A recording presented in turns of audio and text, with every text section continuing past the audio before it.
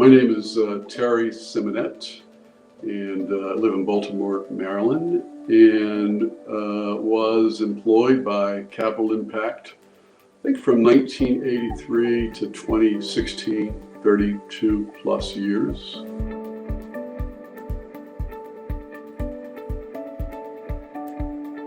When I came, had one person who was the president of the organization, not much of a lender, so they decided to try me out as their first senior lender, understanding that I'd never lent a dollar in my life. But I had, I guess, about 8 years of experience in working around the country and saw just about every kind of venture you probably could see in a neighborhood. And so they hired me as a consultant for the first 30 days. They gave me 10 or 15 deals to do.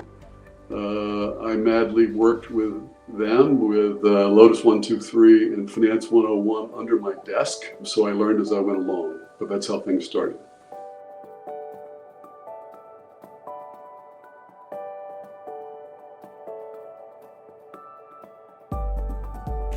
So we went from an organization of 2 people to, I guess when I left, an organization of 90 to 100. This was an organization that in many ways was a startup clawing its way up the beach. So there was lots of collaboration, and we were adding people as time went on pretty quickly. So our group grew, our capacity grew, and I think the collegiality of the organization, which I think was kind of laid down as bedrock then, served Capital Impact well as it grew into a more mature organization.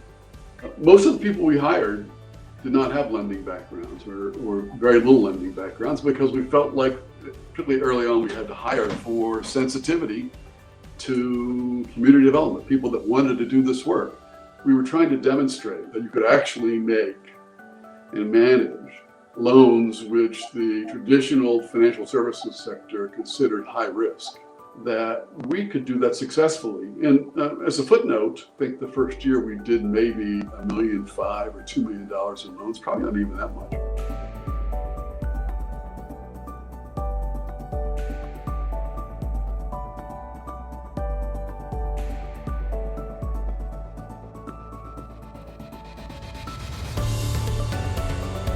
The founding mission, which I think is still part of the mission of Capital Impact Partners, was to find ways to help low-income cooperatives organize and grow across the country. But I think what changed was reacting to loan requests from new co-ops and creating a program or two that was focused on improving capacity.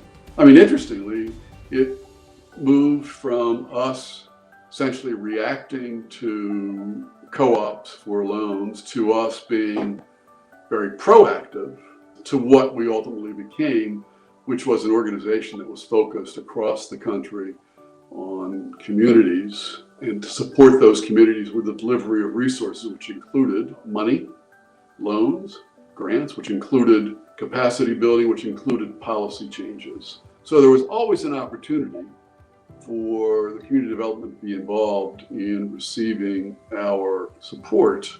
But I think one of the changes in the mission was to realize that in order to reach the mission that Congress intended, we needed to expand our scope in terms of mission and work with every kind of organization that we thought was democratically structured and representative of the communities around the country. We started then to focus on other industries that we thought had the potential for growth. So we started lending to federally qualified health centers. We started doing charter school lending. We did start to do affordable housing lending. We learned over the years, as long as we do those things and don't compromise on the way we think it should be done, then we believe that we can go and be successful. There's no question that Capital Impact Partners, through the years, had led the industry in the capacity to develop people, both with respect to credit and policy skills, but also with respect to leadership. And many of those people have gone on from Capital Impact to lead elsewhere in the CDFI industry. The volume, the loan innovation, the policy innovation is important, but the development of talent that everyone across the industry has benefited from.